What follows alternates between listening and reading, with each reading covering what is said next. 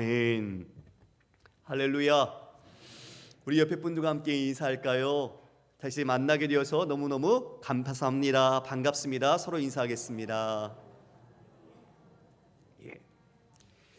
날씨가 많이 추워졌습니다. 그렇죠? 특별히 건강 잘 주의해 주시고 우리가 12월 영육간의 강건함으로 한 해를 잘 마무리하고 또 새해를 준비할 수 있는 은혜가 있기를 주님의 이름으로 축원합니다. 오늘 말씀의 제목은 그러므로 깨어 있으라. 그러므로 깨어 있으라라는 제목으로 말씀 나누겠습니다. 성도 여러분, 저를 보시겠습니까? 지금 이 자리에는 다양한 우리 교인분들이 앉아 계십니다. 젊은 청소년도 있고요, 또 나이가 되신 우리 어르신도 있습니다. 우리는 이 땅에 하나님께서 부모님을 통해서 생명을 주셔서 태어나게 하면 좋든 싫든 우리의 인생에는 여러 가지 일들을 만나게 됩니다. 그렇죠, 여러분? 한번 여러분 돌아보시겠어요? 인생에 굵직굵직한 순간들이 많이 있으셨을 겁니다. 생명의 위기를 넘기신 분도 있을 거고 그처럼 더 많은 어려움을 경험했던 분들도 있을 겁니다.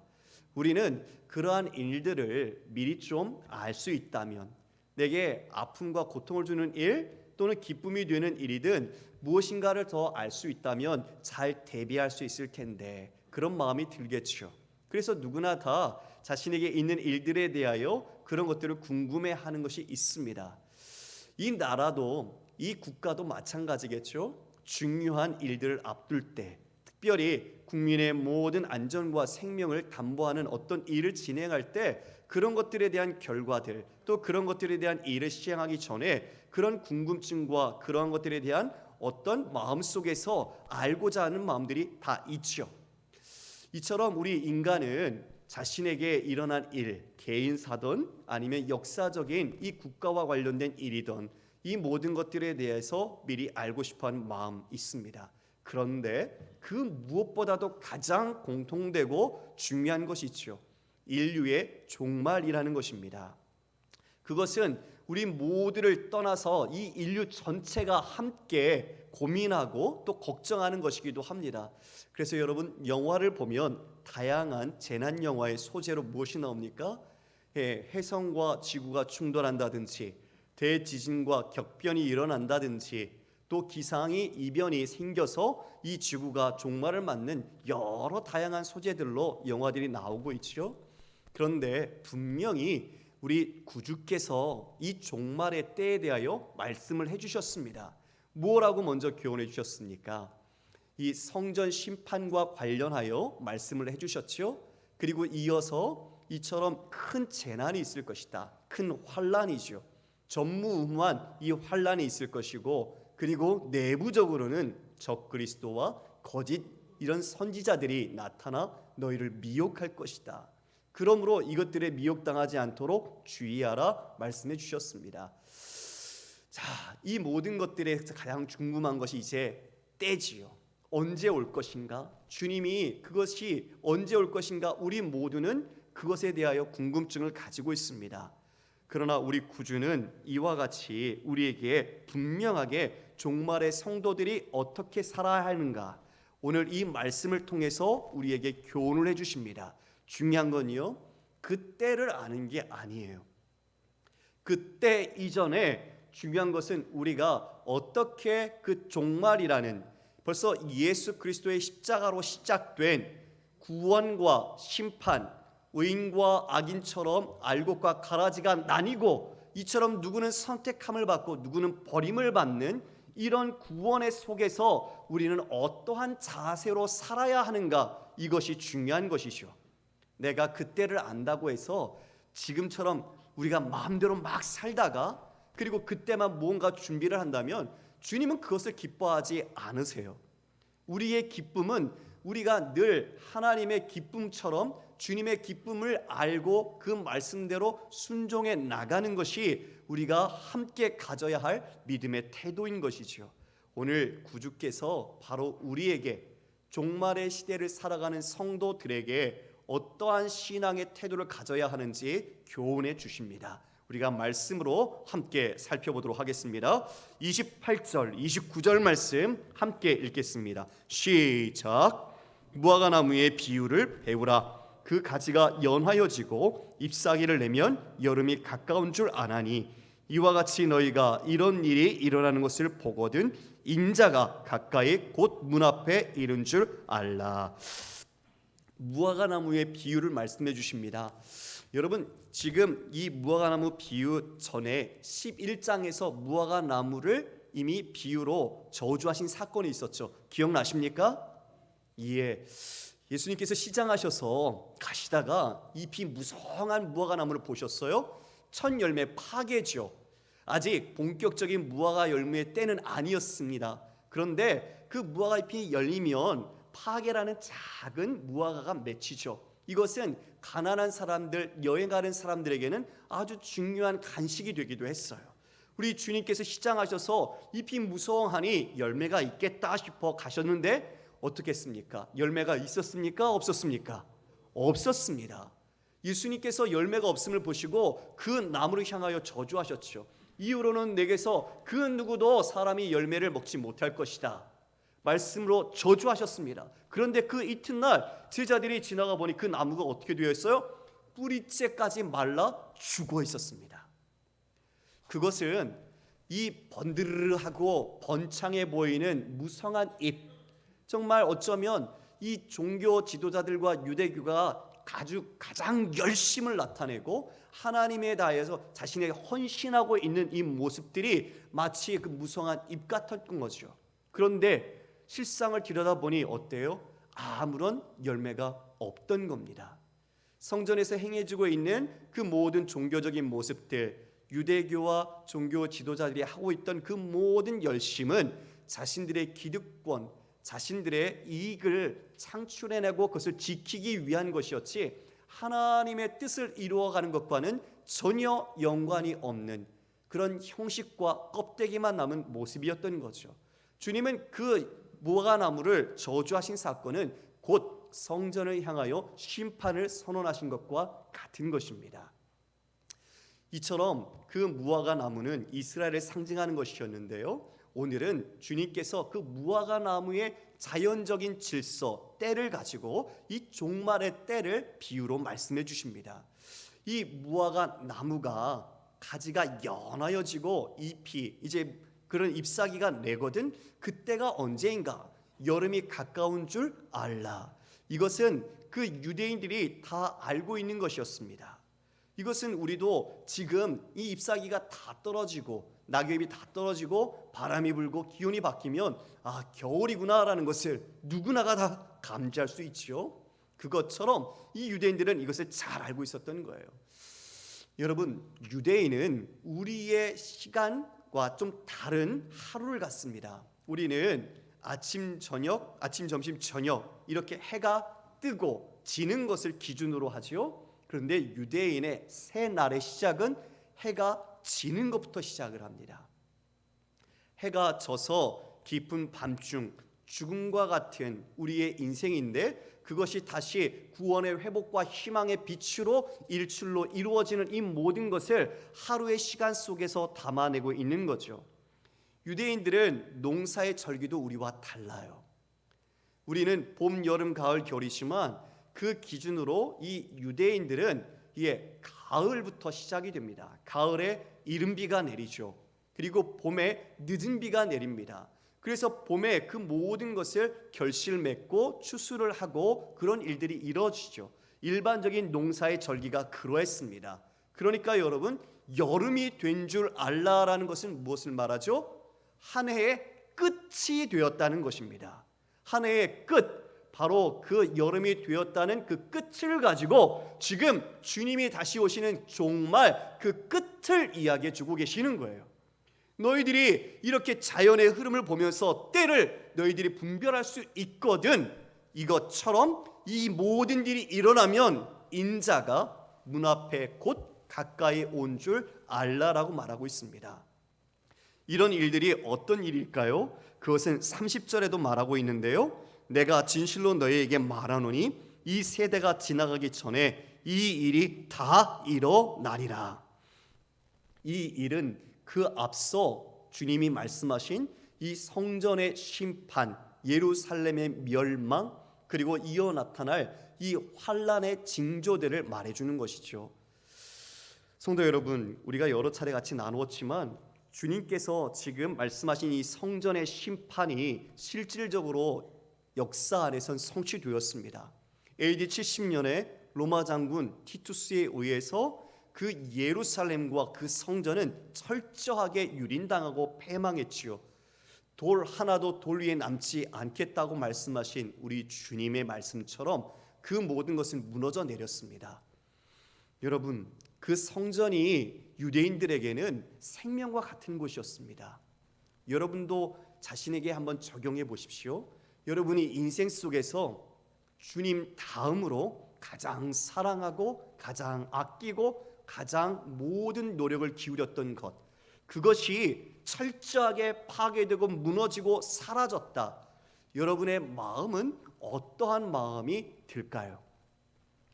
지금 이 이야기를 제자들은 들었고 우리도 같이 들었지만 실은 우리가 체감하고 있는 것과 이들의 체감은 완전히 다릅니다.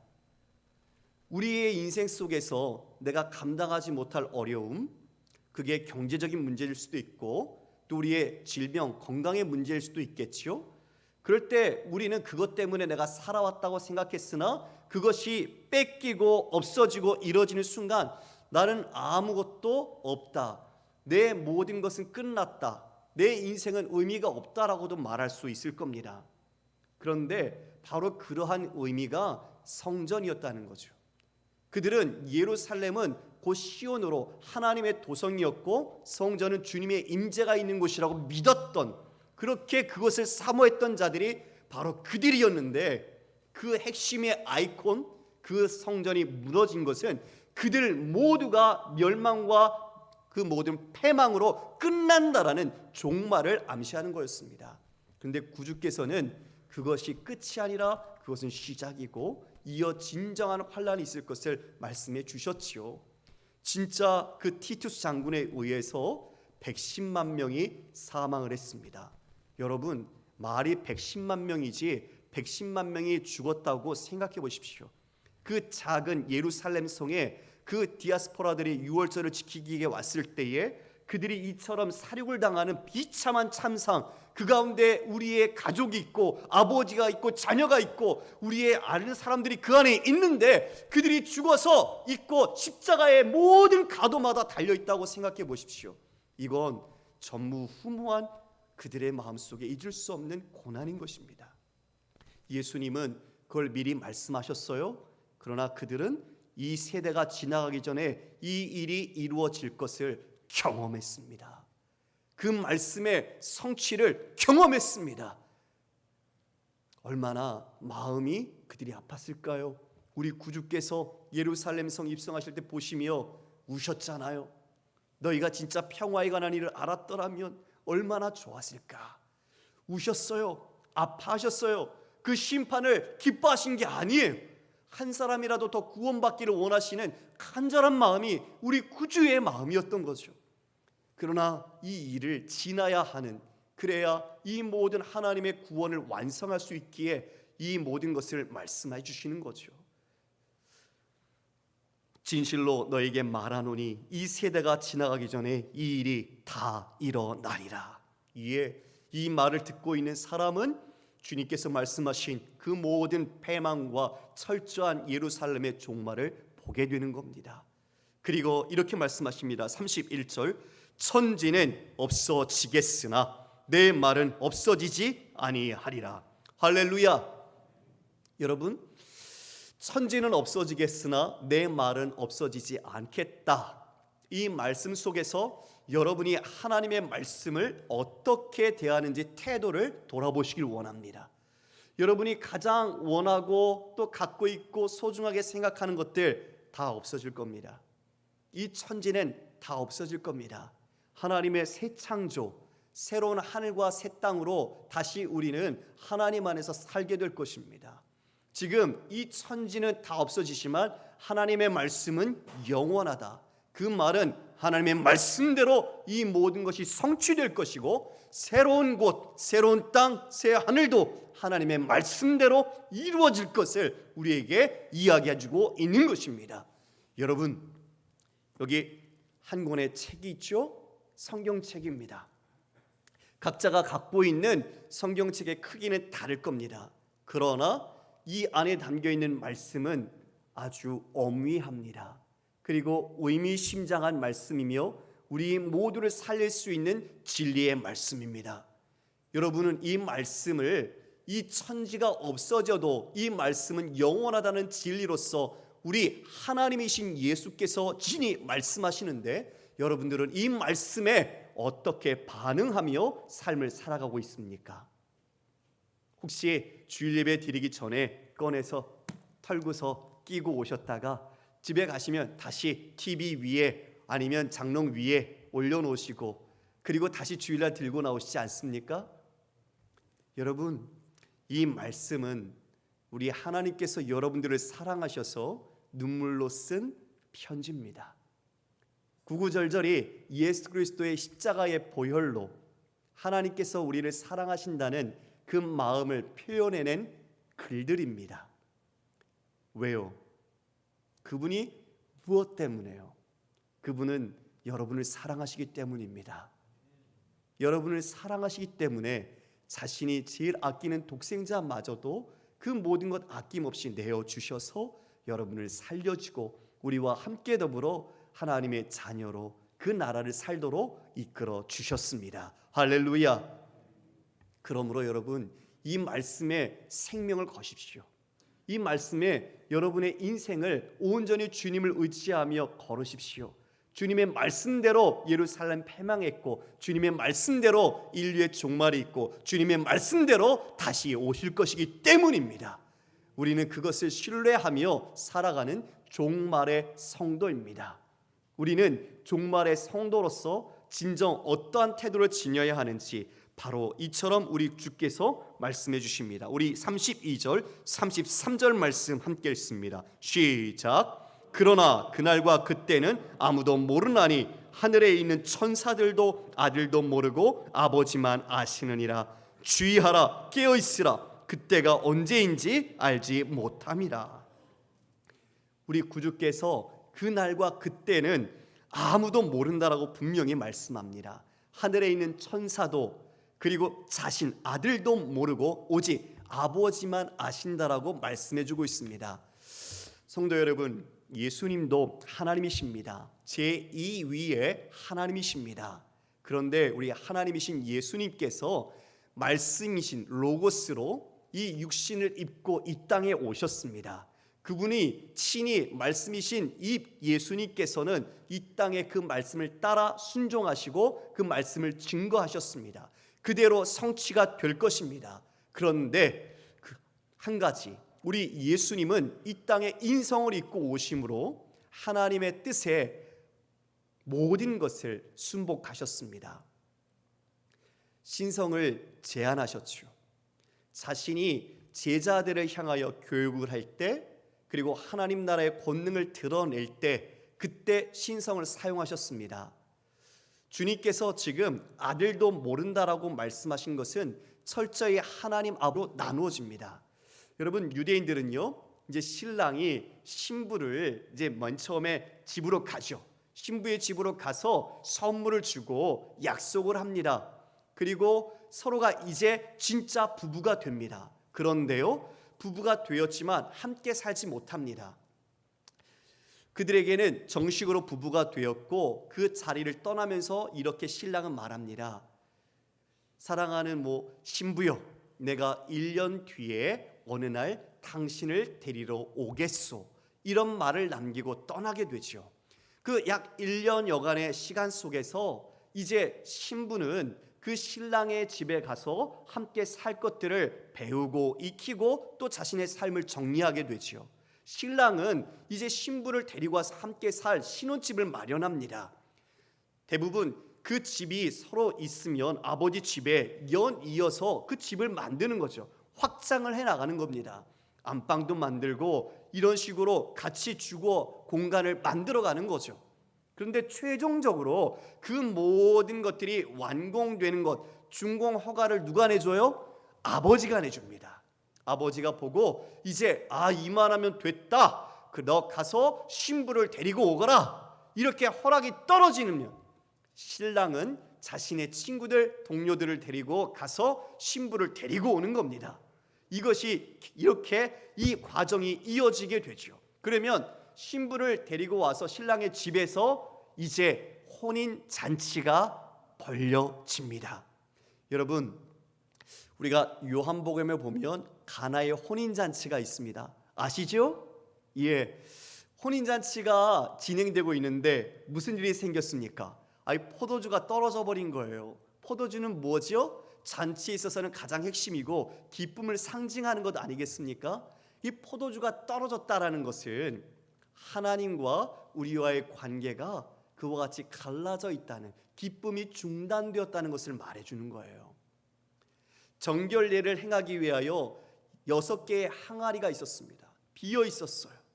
그 6개는 그들의 인간, 유대교가 갖고 있는 율법, 인간의 노력으로는 정결함을 입을 수 없는 하나님과의 중단된 모습을 나타낸 겁니다. 그곳에 물을 채우라.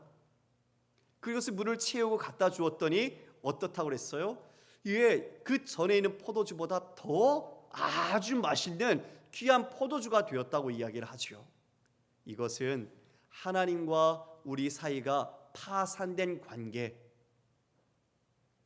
인류가 어떠한 하나님과의 관계에 있는지를 드러내면서 주님 예수 그리스도로 말미암아 바로 그 하나님과의 관계가 회복될 것, 혼인잔치가 온전하게 다시 이루어질 수 있도록 만드는 우리 주님께서 가실 길을 나타내 준 것입니다.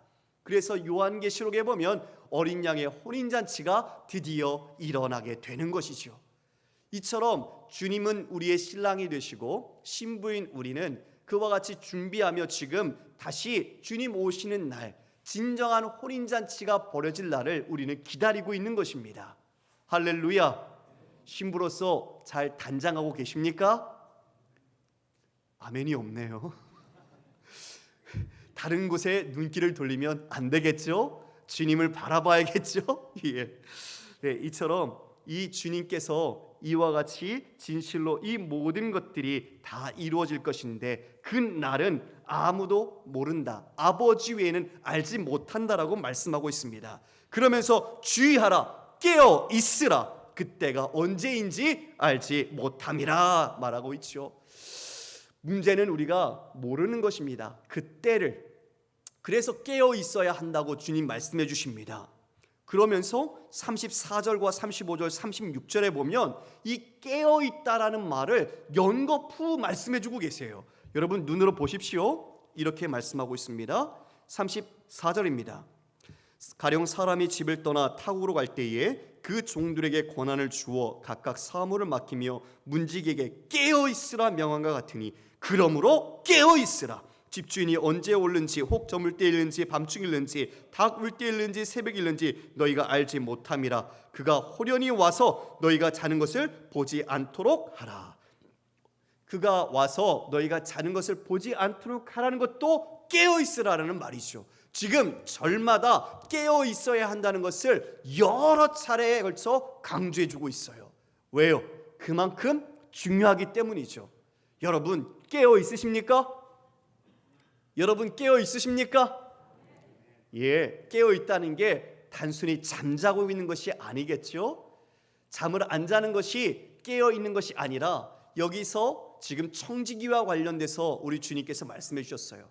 청지기에게 사부를 맡겼습니다. 문지기에도 직임을 주었어요. 그 모든 것들을 주님 오실 때까지 어떻게 하라는 것입니까? 성실하게 충성되게 그것을 감당하라는 것이 바로 깨어 있는 것입니다. 그러면 문제는 어떻게 우리가 깨어 있을 수 있느냐죠. 우리가 어떻게 깨어 있을 수 있을까? 그것이 진짜 오늘 우리의 관건입니다. 그것은요, 여러분, 영적인 자각을 잃지 않는 것입니다. 뭐라고요? 영적 자각을 놓치지 않는 것. 내게 이 삶과 생명, 내가 하고 있는 일을 주신 이가 누구신가? 그것을 잊지 않는 것. 더 나아가 내 자신이 어떤 존재인가, 내 정체성을 잊지 않는 것이죠. 하나님의 자녀요 종으로서 그 맡기신 것을 감당하는 내 자신의 정체성을 잊지 않는 것입니다. 세 번째는 하나님이 주신 사명을 잃지 않는 것입니다. 그 사명은 무엇입니까? 지금 여러분이 하고 있는 일, 여러분과 함께하고 있는 사람, 바로 그것이 하나님께서 여러분에게 주신 사명입니다. 할렐루야. 지금 여러분이 깨어 있다는 것은 지금 내가 살아있는 것이고, 그 살아있을 때에 맡기신 일들, 그리고 함께 붙여주신 그 영혼들, 이것들을 주님의 마음과 뜻을 따라서 섬기고 우리가 헌신하는 것, 이것이 깨어 있는 것이다 라고 말하는 것입니다. 그 일이 다른 사람이 인정해 주지 않든 인정하든 상관없습니다. 왜냐하면 주님께서 맡기셨기 때문이죠. 주님이 맡기신 것은 크던 작던 그것은 주님의 일입니다. 그 주님의 일은 우리가 주님께서 주신 것이라는 걸 깨달을 때 결코 소홀히 할 수 없습니다. 여러분, 그러므로 여러분의 삶에 감사가 있는지 돌아보셨으면 좋겠어요. 왜 이런 말이 있잖아요. 저도 그런 적이 있어요. 참 쳇바퀴 돌듯 하루의 일상과 일과가 의미 없이 느껴질 때가 있죠.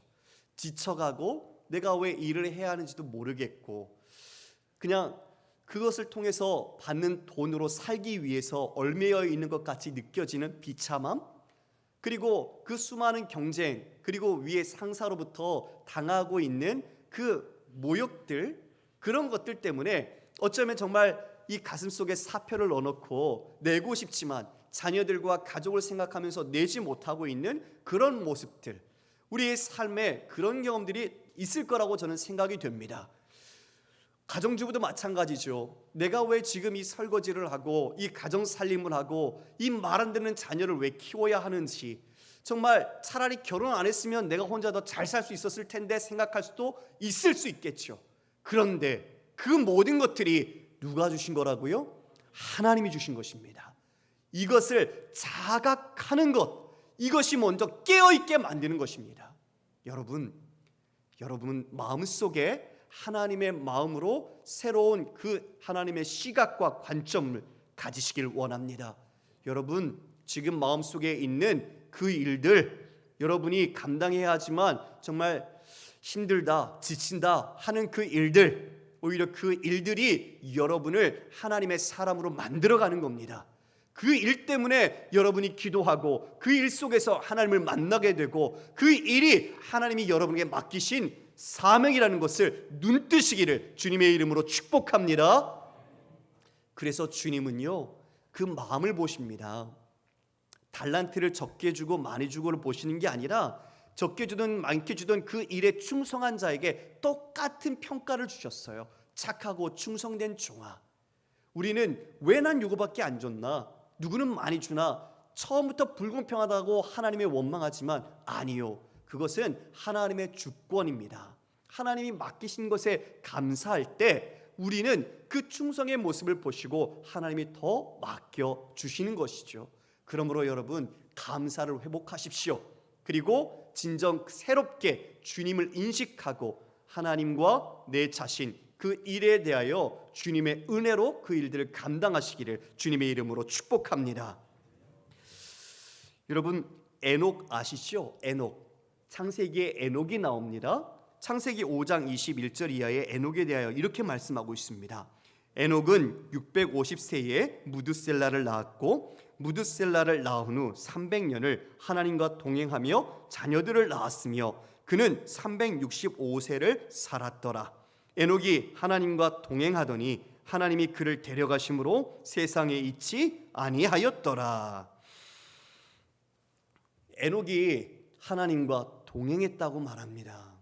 그리고 에녹은 죽임을 당하지 않고 하나님께 들려 올림을 당했습니다. 그런데 65세에 그가 무드셀라를 낳았어요. 그런데 하나님과 동행한 시간이 300년이라고 이야기해 주고 있고요. 그가 죽은 나이가 365세입니다. 그러니까 다시 말하면 그 자녀를 낳은 것과 하나님과 함께 동행하는 것과는 무언가 연결점이 있다는 것이죠. 이 에녹이라는 이름은 가르치다, 무언가 교수하다라는 뜻이에요. 즉 에녹은 이 우리 인류에게 무언가를 지금 전달해 주고 있는 겁니다. 그런데 바로 그 무드셀라를 통해 전달해 주는 거죠. 무드셀라라는 이름의 뜻은 창 던지는 자, 창지기 이를 말합니다. 그런데요, 이 창지기가 죽으면 심판이 임한다는 말이 있어요. 곧 무드셀라 이름의 뜻은 그가 죽으면 심판이 임한다라는 뜻입니다. 아들의 이름을 그와 같이 하나님의 뜻을 따라 이름을 정했어요. 여러분, 그 아들이 태어난 뒤에 그 이름을 부를 때마다 에녹은 어떤 마음이 들었을까요? 이 무드셀라, 이 아들이 행여나 사고로 죽거나 무슨 일이 있어서 신변의 위협이 있는지 어떻게 했을까요? 눈여겨보았겠죠? 그리고 그와 같이 심판이 이 아들을 통해서 끝나면 이루어지니까 그 심판을 늘 생각하면서 그 삶을 하루하루 살았던 겁니다. 오늘이 마지막 날인 것처럼, 내 모든 삶이 마지막인 것처럼 하나님 앞에서 모든 시각과 내 모든 초점을 맞추어 주님의 뜻 가운데 살아갔던 거죠. 그러니 그 아들이 태어나기 전과는 전혀 다른 삶을 살 수밖에 없었던 것입니다. 할렐루야! 바로 이것이 에녹이 하나님과 동행할 수 있었던 놀라운 비결입니다. 그날 하나님의 심판이 이루어질 수 있다는 것, 하나님이 이 무드셀라를 통해서 그 에녹은 하나님을 늘 매일 바라보며 중심을 잃지 않게 만들어 주었던 것이죠.